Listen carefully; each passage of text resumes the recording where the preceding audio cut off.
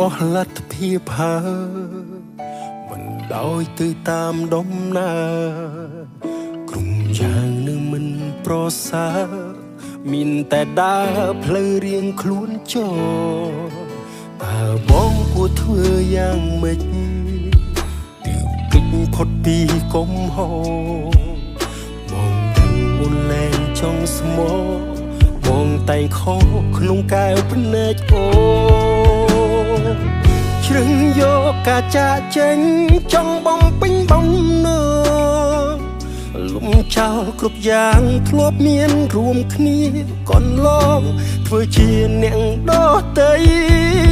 បើគេសួរអូនបាត់បងទេណាប្រាប់គេចោលថាបងសាបាមានអ្នកថ្មីបងអាក្រក់មិនសមនោះល្អដូចថ្លៃគេជប់សង្ស័យដេញដោលទៀតហើយ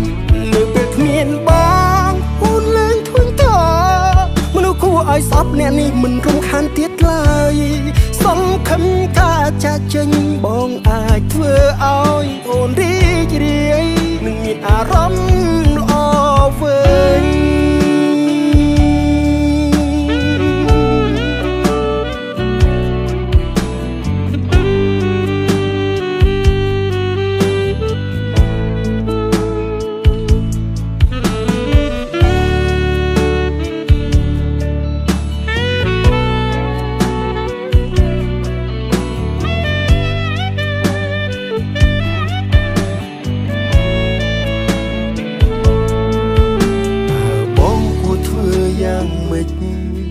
ទើបអាចគេចេញផុតពីកំហុស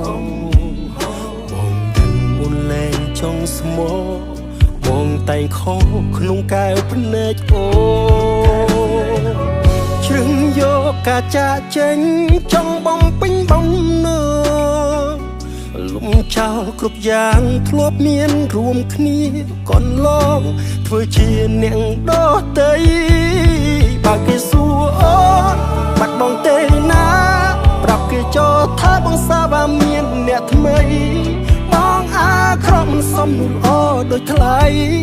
គេជប់សង្ស័យដេញដោលទៀតហើយនៅពេលគ្មានបងអូនលែងធុញទ្រារមនុស្សគួរឲ្យស្អប់អ្នកនេះមិនរំខានទៀតឡើយសង្ឃឹមការចាកចេញបងអាចធ្វើឲ្យអូនរី